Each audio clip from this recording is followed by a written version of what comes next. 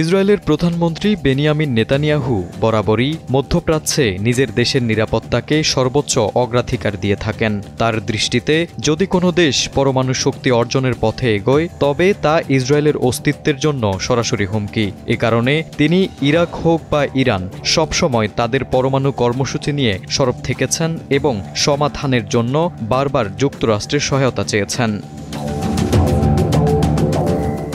২০০২ সালে যুক্তরাষ্ট্রের কংগ্রেসে নেতানিয়াহু প্রকাশ্যে বলেন, ইরাকের নেতা সাদ্দাম হোসেন পরমাণু অস্ত্র তৈরি করছেন এবং এটা থামানো না গেলে সারা বিশ্বের জন্য ভয়ঙ্কর হবে। তার এই বক্তব্যের কিছুদিন পরেই আমেরিকা ইরাকে সামরিক অভিযান চালায়। যদিও পরে জানা যায় ইরাকের কাছে কোনো পরমাণু অস্ত্র ছিল না। তবুও নেতানিয়াহুর স্পষ্ট বার্তা ছিল, বিপদ আগেই ঠেকাতে হবে।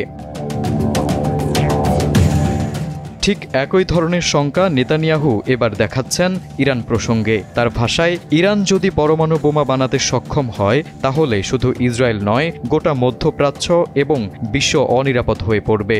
আর এই আশঙ্কা থেকেই চলতি বছর ইসরায়েলে দ্য রাইজিং লায়ন নামের একটি সামরিক মিশনের মাধ্যমে ইরানের ক্ষেপণাস্ত্র প্রতিরক্ষা ব্যবস্থায় হামলা চালিয়েছে তারা।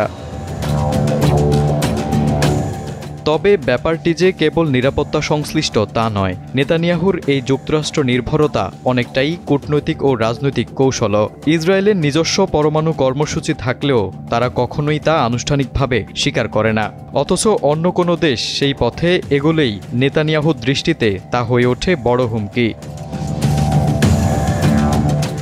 নেতানিয়াহু জানেন যুক্তরাষ্ট্র একমাত্র শক্তি যার সামরিক, অর্থনৈতিক এবং কূটনৈতিক ক্ষমতা আছে এসব হুমকি প্রতিহত করতে।